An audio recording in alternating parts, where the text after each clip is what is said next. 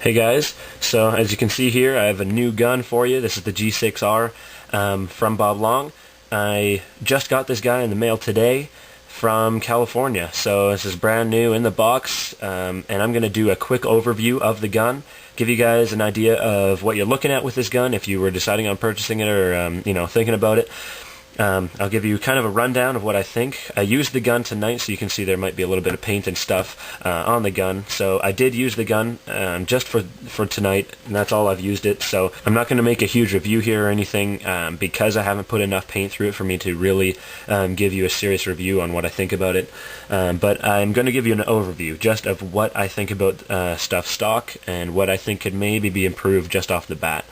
Alright, so I'm going to start down here, the ASA, of course. As you can see, it is a macrolineless design, very similar to the Victory. I think they did redesign the ASA here a little bit, so what you'll see is I believe what they did is something like added a piston in here, just that's free floating. So when you're actually doing this up, it's actually a really, really smooth transition to having no air in the gun and turning it in and having air. It feels like it's no resistance at all. It just gasses up the gun instantly. It is a really good system, at least as far as gassing up the gun. What I'm not really happy with is the fact that it doesn't purge. When you have the air in and you go ahead and turn it this far, I mean you can turn it as far as you want, it'll stop right there, that's as far as it goes, and the gun is still aired up. So you'll have a shot and a half or so of air left in the gun after you have gone ahead and undone the air, and undone the ASA. So that is kind of disappointing in my mind. I wish it was a purge. I used one of the Bob Long, what were they? I don't think it was the cam drive, whatever it is, the one with the switch on the bottom, and I love that ASA. The way it purged was great. The ease of use was just amazing.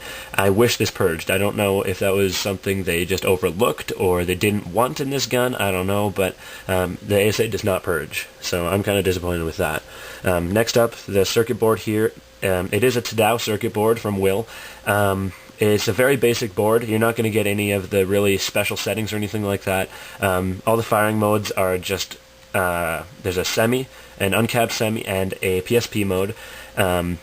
Just like pretty much all other Bob Long guns, it's just a single shot PSP mode. It's not a 3-shot like you'd get with a die or things like that, or my Cyborg had 3-shot. It actually had the option of either, but it doesn't have a 3-shot PSP. It's a single-shot PSP, so if you play that firing mode, unfortunately you might, you're going to be missing the 3-shot if that's what you usually use. I always play semi, so that's not really a big deal for me. The next thing here, actually on the board, it's a very simple board to program. Just like any Tadao board, you basically hold the trigger down, turn it on, you can go through your modes, change them, whatever. Very simple to do, easy board to use. So it is a good stock board. Unfortunately, it's just missing a couple of firing modes that would be nice, or at least have the option, of 3-shot or 1-shot and things like that. Next up is the trigger here. I actually have a complaint about the trigger that is, I don't know, it's kind of a big deal to me. It makes me almost want to upgrade to a different trigger. The trigger itself is nice. I like the shape of it, and I like the fact that they did mill out a bunch of it, and it is a light trigger. It's very comfortable. It feels like it would be a good trigger. The problem I have with it is that the tension is not adjustable. You can't adjust how much pressure it takes to move the trigger. It's just a spring in here it is just what it is. You can't change it. So, personally, I like to have a bit of a lighter pull than this. This is a bit heavier than I would have liked to have it. So, I mean, personally, I could just cut the spring if I wanted to, but, that's one thing I want to let you guys know. There is no adjustment for pressure on the screw. Pressure on the trigger, I mean. The 2 screws here at the front of the trigger, the top one, I believe, is switch activation, and the bottom one is post-travel. So you can't even adjust the pre-travel either. The way it sits here is the way it's always going to sit, no matter what. With the top bumping up against there, I believe, is where it stops. So it's a nice trigger. It's a good-looking trigger. It's a very, very nice design as far as the shape and all that. It's not adjustable to an extent that a lot of people are going to look for, so that's a bit of a disappointment. The new design that you can actually remove the pin and just pull the trigger out the front actually works really well. I just did that a little earlier. As you can see, there's a bunch of paint inside these screws, so I took it out and had to clean behind the trigger and stuff, and it was really easy. Just popped it out, popped it back in, very simple. Just have to make sure the spring is in the right place, but I like that design. It's very smart to be able to do that. The next thing I guess I'm going to talk about is the regulators. Pretty much standard for Bob Long, about the same kind of regulators you'd see on a lot of them. I believe the HPR is the same one that's on the Victory. One kind of upgrade they did is this LPR is removable by threads. I don't know if the Protege Revice did that, but it is really nice that you don't have to take off your regulator or whatever you have to do to get a set screw out to get the LPR out. It's not like something you have to do all the time, but it is nice that you can just unthread it and it comes out. Obviously, the regulator does have a built-in extender. This top part is an extender because a bunch of people didn't like the length of the Victory one. So it is a pretty good length. I find the gun really comfortable.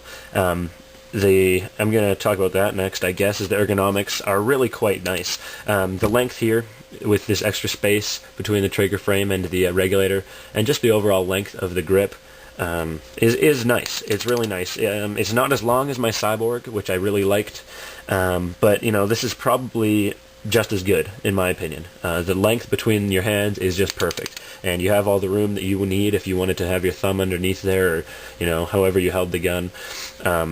So I do like the ergonomics. The grips are great. The wraparounds are very comfortable, something that Bob Long has really never done. So that is really nice. I do prefer that over pretty much anything else they've had. The bolt is actually a really good design. Personally, I'm a huge fan of it. You can see there's a huge cutout in the back, I guess to save weight. There is O-rings on either side of the air port on the bottom. So, of course, it will kind of give you maximum efficiency that you're going to get, as well as keep dirt and stuff out.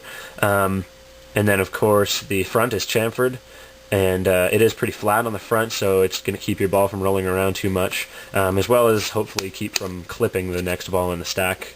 And, of course, I do like the look of the back here, how it juts out a little bit at the top of the back of the bolt, you can see there. So that's pretty cool. I don't really like how tall this trigger pin is. I wish it was a little lower profile. It kind of looks silly sticking up so high, but oh well, I'll live with that. So the feed neck, next thing here is it is quite a nice feed neck. Pretty standard for what you'll see on high-end guns. It doesn't have a thumb screw. It would be nice to have a thumb screw, but it doesn't have a thumb screw. The problem I do kind of have with this, that I would change personally if I could, is having a pretty short arm on the feed neck. Just makes it a little bit tougher to clamp it down on your hopper to make it as tight as you want it to be. It makes it a little bit tougher, but it's definitely something you can get used to and you'll live with. It's not life or death, I guess. And I guess the next thing I'll talk about is the barrel. It is a one-piece barrel. You only get, of course, the one barrel, no different sizes or barrel or bore sizes or anything like that. This one actually came as a 691. I was under the assumption that everything was going to be coming as a 685. That's what I'd heard a few times, and I guess maybe this was a mistake. I'm not really sure. I'm actually talking to Bob Long right now about a couple of issues I had with this order. One of them being that they didn't include the pressure tester in the box, and a couple other things. And I'm going to actually ask the next time I talk to somebody over there if 691 is the standard size they were coming in. I heard that they were going to be 685. And I was really excited about that because all the paint is so small nowadays. I used this barrel today thinking it was going to be a 685, and I was wondering why I had to up the regulator so much to make it fit the paint, or to make it shoot the correct velocity. But I guess there would have been a whole lot of space around the paint in here just because of the size of paint nowadays. It is a beautiful barrel. I like one pieces. I'm a fan of them, so I don't have a problem with the fact that it's only one piece. It just kind of limits your options. If you wanted to buy a different size or something, you'd have to buy a full barrel. But I usually use my lurker barrel anyways, so no big deal. Last thing I want to talk about is just the overall look of the gun. Of course, it was brand new out of the box from Bob Long, so you should expect that it is in perfect condition. So anything really that you see in this video as far as thinking it's a chip or something in the gun is probably dust or dirt or whatever from playing today. There is actually no scratches or anything on the gun, and it's in beautiful condition. The body is some really cool milling. In my opinion, it is actually quite a nice looking gun. Some people hate it, some people love it. Some people say it looks a lot like a Vice, and I have to agree that you can see the resemblance, how this top tube is kind of separated itself from the bottom with this opening and all that kind of stuff. How it does definitely look like a Vice, but you can definitely tell it's different. Just the overall height of the gun is definitely smaller. I compared it with the guy at the field that was shooting a Vice, actually. So just the overall size of the gun is smaller. And of course all the other upgrades that were put in. So the only other thing that I haven't mentioned is a lot more of the complex stuff, like the fact that this body is actually split right here, and you can actually take the front half of the body and the back half of the body off to do things like service your solenoid, or service your poppet valve and things like that. That's a cool design, something that not very many people have done. The other thing it actually does is, since they built the body in two pieces, they could get some different milling done inside there for the air passages that not very many other guns could ever do, just because they couldn't mill on the inside of a tube, right? So since it comes apart there, that is pretty cool. It's something that, again, I'm gonna have to talk about a little more on a different date after I've used the gun a little bit more. There will be a full review of this gun once I have actually used it enough to give you a little bit more of a rundown. The gun shot great today, absolutely no problems, no breaking. I didn't break a single ball today at all. The consistency of the chronograph was pretty bad, but of course it was brand new out of the box, so it hasn't been broken in yet.